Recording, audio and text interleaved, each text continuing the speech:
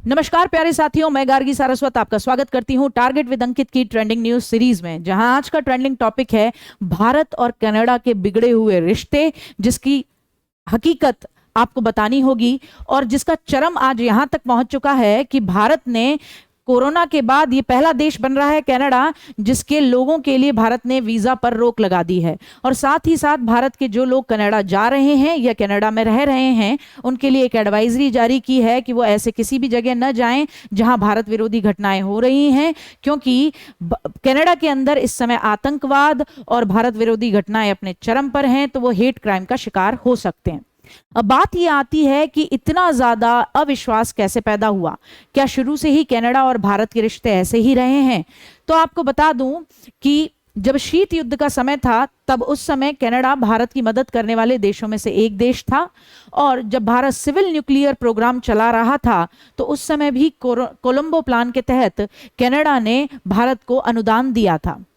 लेकिन ये नहीं कह सकते कि कनाडा हमेशा ही भारत का हितैषी रहा हो, क्योंकि 1948 में जब पाकिस्तान ने कश्मीर मुद्दे पे कहा कि जनमत संग्रह कराया जाए तो कनाडा ही था जो पाकिस्तान के समर्थन में खड़ा था। इसी तरीके से जब 1974 में भारत के अंदर परमाणु परीक्षण हुआ तो भी कनाडा ने छाती पीट ली।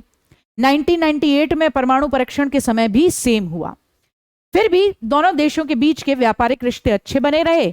और अप्रवासी नीति, क्योंकि कनाडा की इस समय की सबसे उदार नीति है, तो आप देखेंगे कि कनाडा के अंदर सिख जनसंख्या सबसे ज्यादा है। कनाडा के अंदर जितने भी विदेशी छात्र हैं उनमें से 40% भारत के हैं।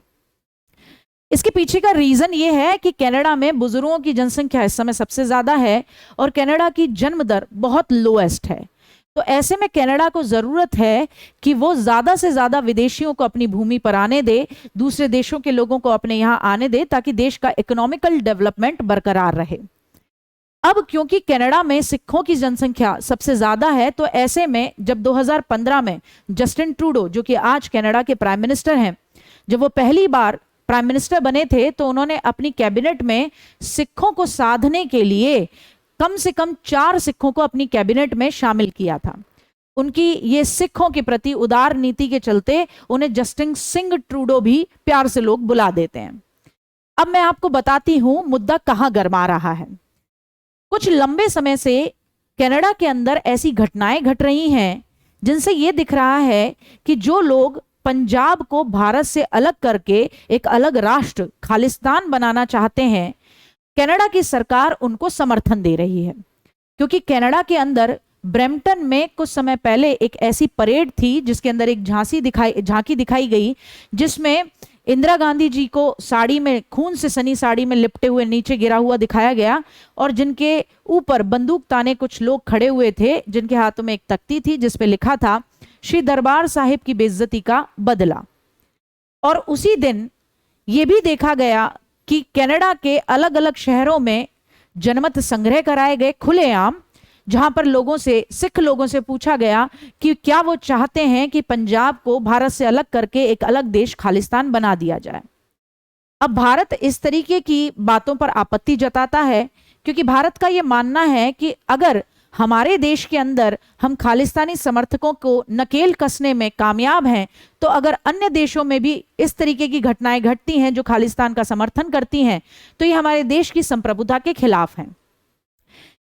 सबसे मजेदार वाकया तो उस दिन घटा जिस दिन G20 की समिट में जस्टिन ट्रूडो, जो कि कनाडा के प्राइम मिनिस्टर हैं, वो भारत आए और मोदी साहब और जस्टिन ट्रूडो जी की बातचीत हो रही थी। उसी दिन वैंकूवर में इसी तरीके का एक रेफरेंडम होता है, यानी जनमत संग्रह होता है।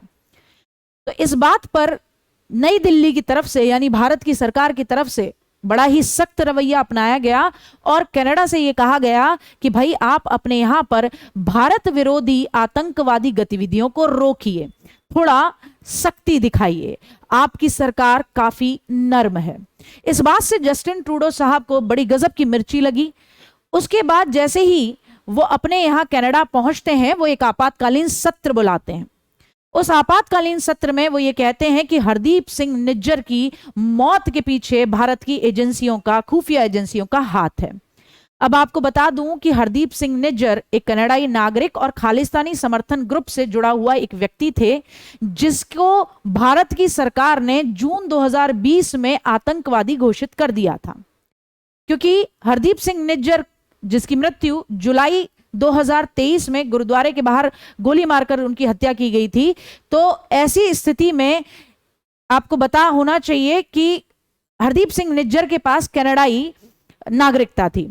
तो इस बात को लेकर एक मुद्दा उठाया किसने? जस्टिन ट्रूडो ने, और यह कहा कि भाई हरदीप सिंह निज्जर एक कनाडाई नागरिक हैं और कोई विदेशी हमारे देश के अंदर घुस के हमारे नागरिक को मारकर हमारी संप्रभुता को चैलेंज कर रहा है, जो अस्वीकार्य है।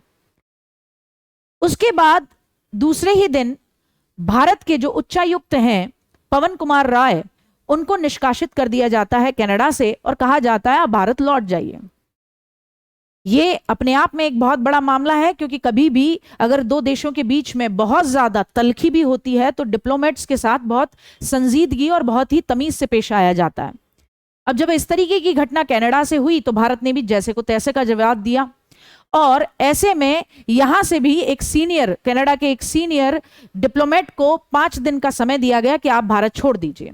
उसके बाद जस्टिन ट्रूडो का रवैया थोड़ा सा नर्म पड़ा और उन्होंने कहा कि भाई देखो, हम भारत को उकसाना नहीं चाहते थे, बस हम ये कह रहे हैं कि हमारे देश के नागरिकों को कोई भी देश अगर आके यहाँ पर अंदर आके मार रहा है तो ये कहीं ना कहीं हमारे देश की एकता, अखंडता और हमारी सोवरेनिटी यानी कि हमारी संप्रभुता पर प्रश्न है।